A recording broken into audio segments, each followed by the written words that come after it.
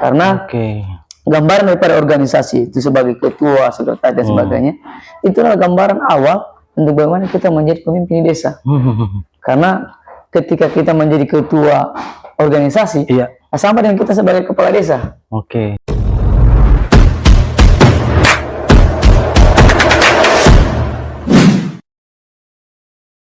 Bismillah, Assalamualaikum warahmatullahi wabarakatuh. Kembali lagi bersama saya Miftahul Afdal di Dimensi Informasi. Ya, tepat di samping kiri saya ada Kepala Desa EEA, yaitu Bapak Sumanto Lamakasi SPD. Ya, jadi kali ini saya akan berbincang-bincang dengan Pak Kades sekaitan dengan program maupun perencanaan-perencanaan ke depan. Nah, kita ketahui bahwa Pak Kades ini sempat menjadi guru di SMA Negeri 1 Tinombo ya? Tinombo. Ya. Nah, kemudian maju dalam kontestasi Pilkades EEA. Apa yang menjadi motivasi Pak Kades untuk maju dalam Pilkades di 2022? Ya, terima kasih. Assalamualaikum warahmatullahi wabarakatuh. Waalaikumsalam. Pertama, saya berterima kasih kepada Miftahul Afdal yang telah hadir di kantor desa ya. Nah, jadi seperti apa yang disampaikan tadi, bahwa motivasi saya sebagai menjadi kepala desa ya adalah yang pertama itu berangkat dari keresahan masyarakat yang kurang mampu, yang mayoritas adalah keluarga saya dalam hal administrasi dan pemberdayaan, sehingga saya memberanikan diri untuk masuk dalam kontestasi politik, yaitu Pilkades di desa EEA, dengan tujuan bahwa saya terpilih bisa bermanfaat lebih untuk masyarakat yang selama ini belum tersentuh oleh pemerintah sebelumnya. Jadi itu motivasi saya, bahwa kalau saya dulu itu guru SMA Negeri Tinombo, sedikit yang saya bisa bantu, tapi ketika saya menjadi kepala desa, banyak hal yang perlu saya lakukan untuk masyarakat desa untuk lebih memperbaiki desa ya ini lebih baik untuk selanjutnya. Siap. Nah, saya juga tahu bahwa Pak Kades ini merupakan senior saya di berbagai organisasi kepemudaan kan. Nah, apakah dengan pengalaman organisasi dari organisasi kepemudaan itu, dari bangku kuliah juga aktif di Senat, nah kemudian juga aktif di LSAD, selanjutnya di KNPI, kemudian Karang Taruna. Nah, di hampir semua organisasi ini Pak Kades ini punya posisi strategis. Nah, apakah pengalaman organisasi juga ini memiliki dampak ketika menjadi kepala desa? Iya, terima kasih. Jadi cukup menarik apa yang ditanyakan oleh adinda saya, bahwa masalah organisasi, pertama setiap organisasi saya memiliki tempat strategis. Apalagi ketika saya pulang dari kuliah selesai, itu saya menjadi ketua Karang Taruna Desa ya, ketua KNPI Kecamatan Palasa, ketua HPA Kecamatan Palasa, dan kader LSAD, dan sekretaris waktu di BEM ya, sekretaris di BEM Unisa Universitas Rakyat Palu, itu FKIP ya. Jadi sangat berdampak bagi kita yang pernah di posisi itu. Pengalaman daripada itu, kita bisa lebih berbuat di desa, karena gambaran daripada organisasi itu sebagai ketua, sekretaris dan sebagainya, itulah gambaran awal untuk bagaimana kita menjadi pemimpin di desa. Karena ketika kita menjadi ketua organisasi, sama dengan kita sebagai kepala desa. Sehingga itu mempermudah saya untuk bagaimana membuat program-program dari atas sampai ke bawah, sampai ke lapisan masyarakat, bisa kami laksanakan, ya alhamdulillah bisa lancar karena melalui pengalaman yang ada. Iya. Karena luar biasa jejak perjalanan Pak Kades ini di organisasi, menjabat ketua, sekretaris. Nah, karir di organisasi ini luar biasa. Kemudian maju menjadi Kades. Pertanyaan saya, apakah akan ada tujuan selain dari Kades ke depannya? Jadi ini cukup mendalam pertanyaan. Jadi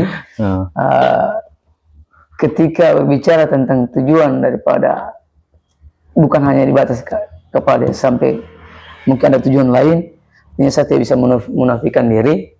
Tentu hal ini kami, kenapa saya bilang kami, saya dan kawan-kawan, terutama adinda saya juga, itu mungkin akan menjadi bagian daripada perjuangan nanti. Kenapa? Ini sudah diprogram atau direncanakan di tahun 2014 ketika selesai, bahwa ketika pulang ke kampung saya ngapain. Jadi jawabannya adalah sudah sekarang adalah pertama menjadi kepala desa, dan seperti pertanyaan tadi, tujuannya itu pasti saya, kalau memang masyarakat desa Kecamatan Palasa dan sekitarnya kalau mengizinkan saya memberikan 200 kepada saya, ketika diperiksa pasti akan meniti karir yang lebih tinggi lagi dalam politik, karena saya sudah meninggalkan dunia pendidikan. Artinya sudah meninggal berarti dikorbankan dunia pendidikan, karena jurusan saya adalah FKIP, jurusan Bahasa Indonesia, terjun ke politik, sehingga ketika kita mengambil keputusan, semua risiko itu harus diterima dan harus fokus dalam hal tersebut. Sehingga melalui kesempatan ini saya harus sampaikan, berani saya sampaikan kepada teman-teman yang ada, ya mungkin pemirsa yang ada, bahwa selain kepala desa saya mempunyai tujuan yang lain yang lebih tinggi, entah itu anggota dewan kabupaten, anggota dewan provinsi, DPRI, bahkan Bupati Parigi Motong, atau Bupati Tomini Raya yang diganda-ganda Mekar. Tujuan itu pasti akan saya laksanakan kalau kuncinya adalah kalau masyarakat memberikan dukungan full dan memberikan doa restu kepada saya. Tapi kuncinya adalah bagaimana saya bisa membawa desa ini lebih maju daripada desa yang lain. Mantap. Nah, kemudian ketika menjabat kepala desa, itu kan Pak Kades terpilih di April kalau tidak salah, di 2022 ya.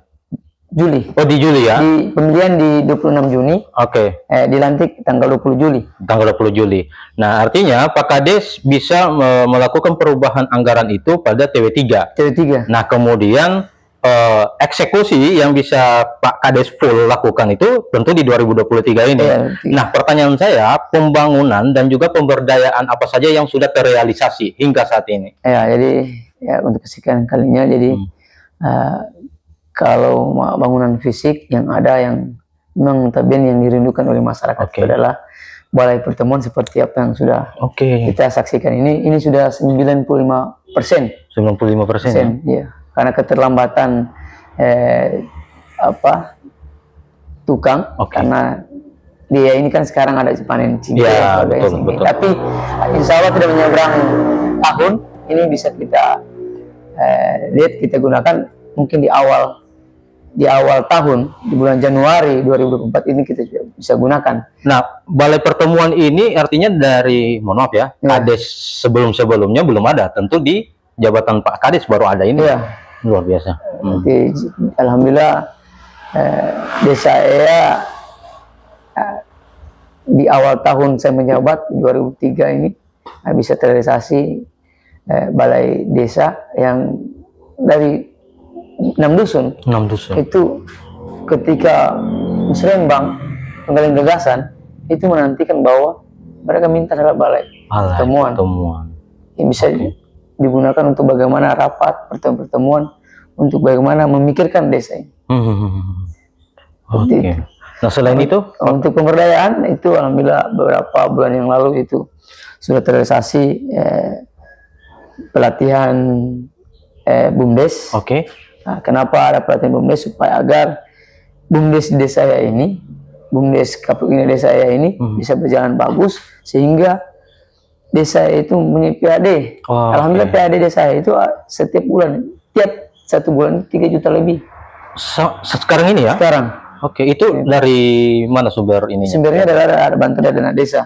Oh, Dana desa untuk pemodalan. Nah, ketika kita lihat mereka kekurangannya sumber daya manusianya, maka dari pemerintah desa itu buat terobosan pemberdayaan bagian BIMTEK atau pelatihan bagaimana menjadi struktur atau pengurus BUMDes supaya mendapatkan income atau pendapatan yang lebih daripada sebelumnya. Iya. Itu. Untuk ibu PKK itu ada alhamdulillah ada pelatihan sholat jenazah. Itu karena ya untuk perempuan itu kurang ya. Oh, iya, kurang betul. untuk bagaimana untuk memandikan sholat jenazah bagaimana, sehingga itu kita tempel atau gandeng dengan ibu PKK ya. PKK dengan Daswisma untuk itu. Oke. Nah, selanjutnya kan Pak Kades belum lama ini mendapatkan penghargaan dari pemerintah Kabupaten Parigi Motong soal rumah dataku. Nah, awalnya seperti apa sih rumah dataku itu sampai dibuat oleh Pak Kades kemudian mendapatkan penghargaan? Nah, ini luar biasa karena di 278 desa kalau tidak salah di Kabupaten Parigi Motong, salah satunya adalah desa ya. Nah itu. Jadi bagaimana kita dapat prestasi, dapat penghargaan dari Kabupaten Parigi Motong, pemerintah Kabupaten Parigi Motong dalam hal ini PJ, PJ itu PJ Bupati memberikan penghargaan kepada saya, itu diterima oleh kasih pemerintahan saya karena kebetulan saya waktu itu ada pertemuan di Parigi. Itu berawal dari ketika saya kongko bicara berdiskusi tentang data, tentang stunting dan kesehatan Kampung KB dengan salah satu koordinator wilayah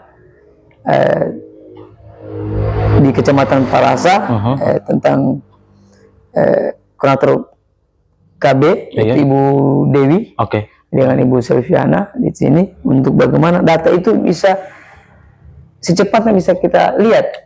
Sehingga saya berpikir bahwa ruangan kantor saya yang ada itu dibuat sebagai rumah dataku. Rumah dataku ini gunanya itu untuk bagaimana orang yang membutuhkan data tinggal lihat di dinding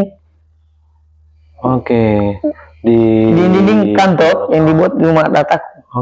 Jadi semua data tentang kesehatan, tentang sosial, pertanian, ekonomi dan sebagainya. Nah, ini kerjasamanya cukup luar biasa dan saya mengapresiasi kinerja oleh kepala dusun, aparat lainnya untuk pihak lainnya itu sehingga penyediaan data. Sehingga kami mendapatkan penghargaan karena betul apa yang disampaikan oleh pewarta tadi bahwa 278 desa, setahu saya baru yang punya rumah dataku. Betul. Itu, sehingga dapat penghargaan diberikan di kantor camat Palasa. Itu penghargaan bahwa desa saya mendapatkan penghargaan kampung KB-ku melalui rumah dataku. Dataku itu luar biasa. Ini menjadi satu prestasi bagi desa EEA, apalagi kan sebelum-sebelumnya kan belum pernah. Tentu terobosan di masa jabatan Pak Kades baru muncul prestasi terkait dengan ini. Selain itu, apakah masih ada mungkin di tingkat kecamatan atau hal-hal yang lainnya? Jadi kalau mengenai prestasi yang lain, mungkin bagi kepala desa yang sudah senior atau sudah lama menjabat, prestasi yang saya dapatkan kemarin itu di Kecamatan Palasa dari 11 desa yang mendapatkan itu prestasinya itu berupa tambahan alokasi kinerja pemerintah desa. Itu sebesar 139.006.000 sekian. Itu dari Menteri Desa. Luar biasa. Dari alokasi dari desa murni. Itu tambahannya ada sekitar. Nah, itu seperti apa atau bagaimana caranya sampai dapat jadi seperti itu? Siapa tahu bisa jadi kisi-kisi bagi kepala desa yang lain juga. Artinya kalau ini kisi-kisi bagi kepala desa yang lain, Tidak juga, Tidak karena juga. mereka sudah tahu sebenarnya. ya. Tapi bagi saya itu sangat luar biasa, Oke, karena betul. saya baru menjabat. Betul, baru betul. menjabat. Betul. Bagi senior-senior kepada teman-teman kepala desa yang sudah menjabat, hal itu hal yang biasa. Oh, yang biasa ya. Ya, Oh. karena mungkin mereka sudah berapa kali Oke. menjabat. Tapi betul. saya harus ingatkan kembali kepada teman-teman dan kepala desa yang lain bahwa untuk mendapatkan seperti ini adalah pelaporan itu harus cepat. Oke. Pajak harus dipenuhi dengan ini, dan data-data yang segera diminta dari pusat harus segera dipenuhi. Itu saja. Oke. Tidak bertele-tele. Tidak bertele-tele Iya. ya. Oke, mantap. Apa yang diminta dari pusat, pemerintah pusat, kabupaten, provinsi, pusat sana, segera dipenuhi. Nah, menariknya ini sinkron dengan adanya rumah dataku. Ya. Nah, jadi ketika ada instansi terkait meminta terkait dengan data, pemerintah desa langsung cepat untuk menyediakan data itu. Nah, kemarin juga sempat saya dengar bahwa Pak Kades akan menggagas terkait dengan wisata di Dusun 4 Togomano. Nah, itu seperti apa konsepnya itu, Pak? Jadi konsepnya itu adalah rencana itu di 2024 ini, kalau rencana itu di ACC di Kabupaten MD akan saya laksanakan. Karena tujuan adalah di wisata itu konsepnya, wisata itu kita buat tempat wisata air terjun itu paket dengan pembangkit tenaga air untuk membangkitkan tenaga listrik di sana, karena di Dusun 4 itu tidak bisa masuk listrik ke sana, sehingga karena mempunyai sumber daya alam air terjun, apa salahnya kita gunakan. Paketnya adalah satu, kita kena bagus untuk wisata alamnya, di samping itu ada pembangkit tenaga air hidro di situ. Jadi konsepnya seperti itu. Jadi hal seperti ini mungkin akan dilaksanakan berlahan di 2024 mulai, selama saya menjabat sebagai kepala sampai itu terlaksana. Itu adalah proyek panjang, jangka panjang, karena dana desa itu tidak akan bisa mampu untuk langsung untuk eksekusi harus bertahap. Jadi harus bertahap. Oke, tapi itu merupakan bagian dari inovasi. Oke. Nah, artinya terkait dengan program itu, ini kan tidak seperti yang kita ketahui pada umumnya ya, desa-desa lain mungkin hanya sebatas fokusnya itu ya pemberdayaan dan juga mungkin di pembangunan fisik. Tapi kita jarang melihat desa-desa yang berani berinovasi. Nah, jadi seperti itulah yang akan dilakukan oleh Pak Kades ya untuk ke depan ini. Nah, selanjutnya terkait dengan wisata apa tadi, mikrohidro, wisata alam dengan sekaligus mikrohidro. Ya, seperti itu. Nah, kemudian ada juga air terjun. Nah, apakah Pak Kades sudah melakukan lobby-lobby dengan pemerintah sampai saat ini, atau masih mau melakukan stimulan dulu terkait dengan program jangka panjang itu? Jadi kalau masalah itu sudah ada sebagian instansi terkait yang bisa untuk membantu, tapi ada syarat. Syaratnya adalah harus ada gerakan awal. Ketika sudah ada gerakan awal dasar untuk bekerja hingga menambah sebagainya, bisa instansi lain yang berkaitan tentang wisata alam. Ini, dan ini menarik juga ini, karena kenapa itu wisata alam ini sesuai dengan visi misi atau musrembang jangka panjang Kabupaten Parigi Motong, menjadikan Kabupaten Parigi Motong menjadi kabupaten wisata. Sehingga saya membaca rancangan tersebut termotivasi juga, berarti ini connect atau terhubung antara desa dengan kabupaten. Kalau desa saya jadikan desa wisata di Dusun 4, kalau Kabupaten Parigi Motong menjadikan Kabupaten Parigi Motong menjadi desa wisata. Tentu melalui kesempatan ini kita punya kesempatan bahwa ada dinas yang mendukung, daerah yang mendukung seperti itu. Tapi harus distimulan dulu. Harus ada stimulan. Desa bagaimana konsepnya itu harus diberikan gambaran terlebih dahulu. Luar biasa. Nah, untuk di 2024 rencana prioritas apa yang akan dilakukan selain dari yang sudah diatur oleh Kementerian Keuangan maupun Kementerian Desa ya, terkait dengan BLT, kemudian juga ketahanan pangan, dan masuk juga stunting. Nah, di luar itu kan tentu ada anggaran yang bisa Pak Kades eksekusi. Iya. Nah, program-program prioritas apa yang akan dilakukan? Ini cuma gambaran, artinya untuk ke depan ini saya tidak bisa lari daripada konsep berpikir saya dengan masyarakat ketika musyawarah. Itu bahwa yang unggulan itu ada yang selama saya menjabat dari 2003 itu adalah menuntaskan kemiskinan ekstrim. Itu sudah diatur dari ini. Tapi ada hal yang saya harus sampaikan di sini melalui pertanyaan tadi, berkaitan kesempatan pertanyaan tadi.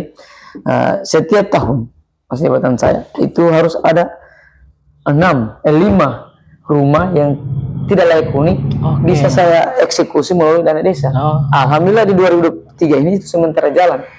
Ada 5 rumah berarti? Ada 5 rumah jalan di setiap dusun. Jadi selama saya menjabat berarti di 2024 itu akan saya lakukan. Jadi ketika saya 6 tahun menjabat berarti 6 kali 5 berarti 30 rumah yang bisa bantu, sehingga itu bermanfaat bagi masyarakat yang selama ini mungkin tidak tersentuh oleh bantuan-bantuan lain karena belum ada data, dan sekarang sudah ada data. Luar biasa. Yang berikutnya adalah ini hal kecil sebenarnya, tapi kita tidak terpikir bahwa kita perlu jelas batas desa.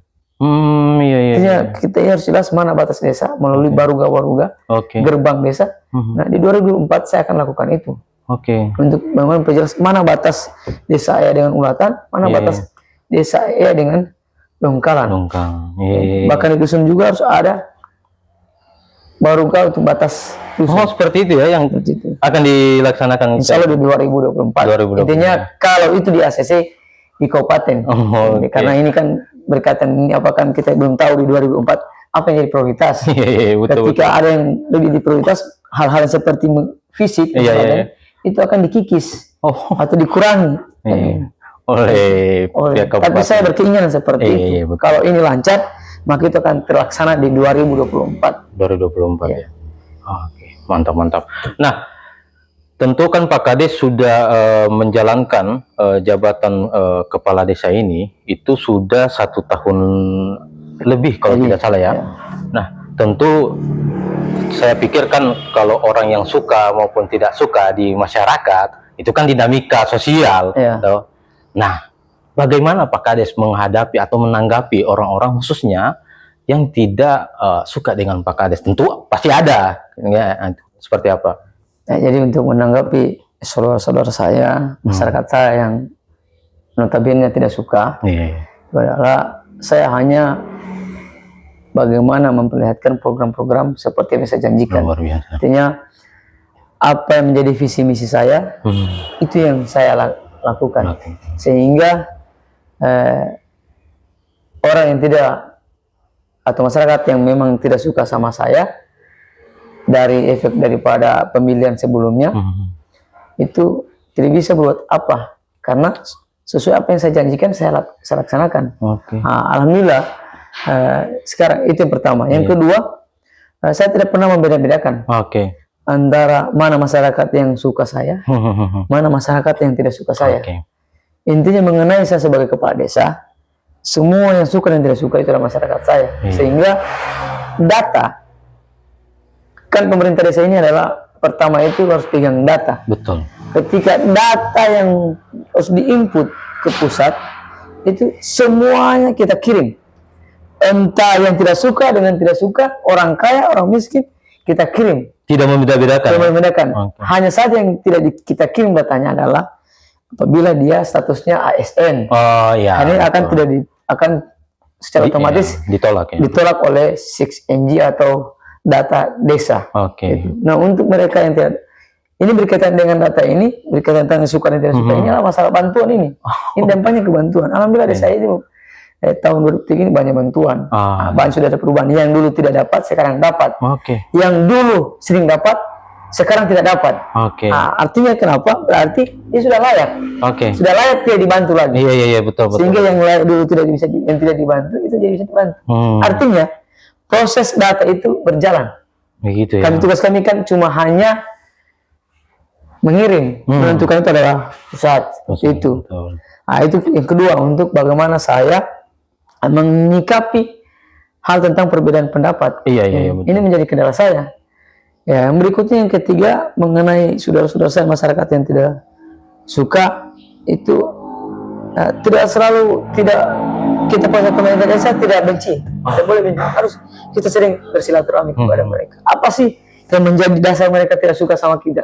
Iya, itu Sehingga yang itu sebagai bahan evaluasi motivasi kita untuk lebih buat. Mungkin mereka benar, tidak suka dengan kita alasannya benar. Iya. Mungkin sikap kita yang arogan atau apa. Sehingga jadi evaluasi ya.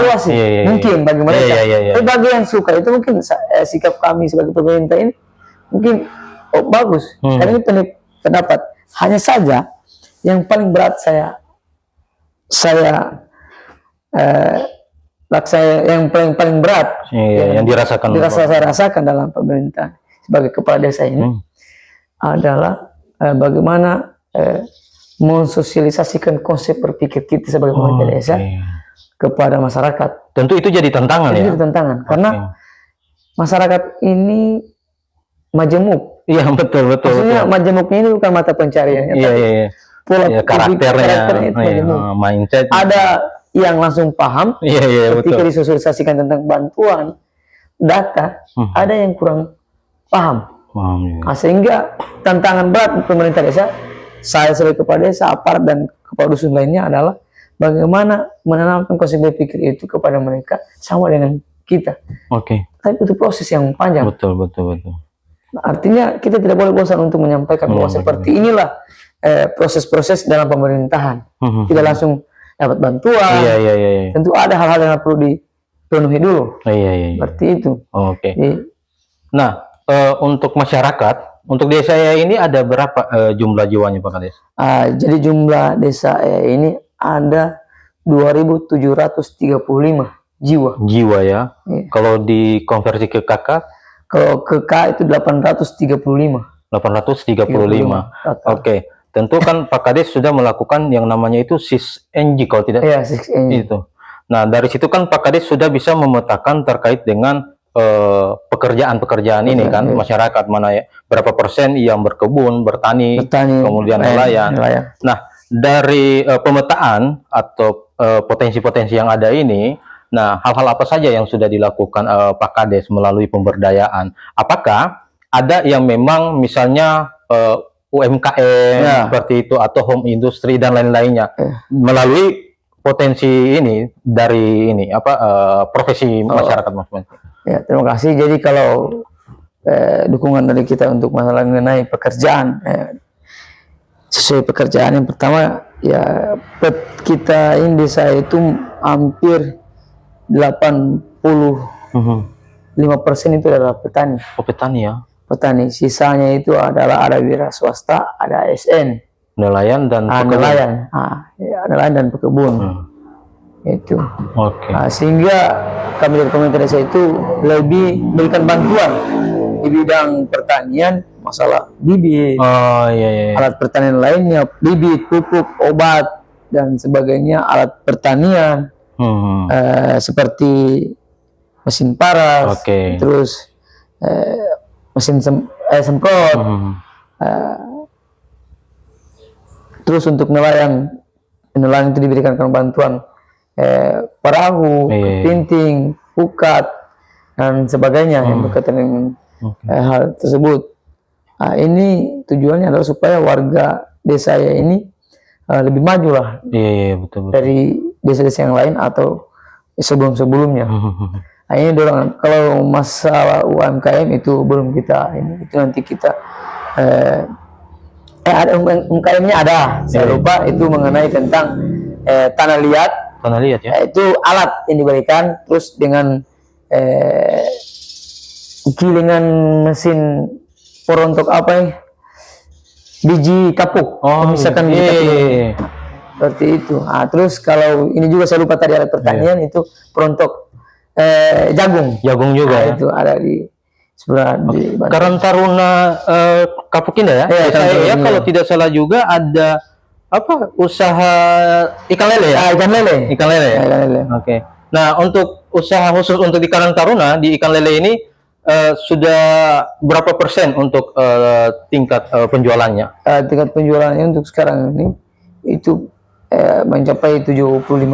75% ya. Ya, sehingga karena musim kemarau Iya, kemarin betul, ini, betul. sehingga ketika selesai dijual itu belum pembelian lagi kembali, Oh, iya, iya. sehingga masih tutup. Oke. Insya Allah 2004 atau kapan bisa ada kesempatan mereka akan lanjutkan lagi. Lanjutkan lagi ya. Itu. Luar biasa. Nah, jadi teman-teman, sahabat Zoner, itulah pembahasan saya bersama Kepala Desa EEA yang banyak pengalaman di organisasi, yang juga merupakan senior saya. Kemudian terkait dengan bagaimana peningkatan soal pembangunan dan juga pemberdayaan di Desa EEA ini. Nah, insya Allah kita akan bertemu kembali, Pak Kades, di 2024 ketika beberapa program yang tadi itu sudah terrealisasi, sehingga ini juga bisa menjadi jualan kepada baik pemerintah maupun masyarakat secara luas, seperti itu. Oke, terima kasih Pak Kades atas kesempatannya. Jangan lupa teman-teman like dan subscribe, juga komen di akun Zona Sulawesi Official. Sekian dan terima kasih.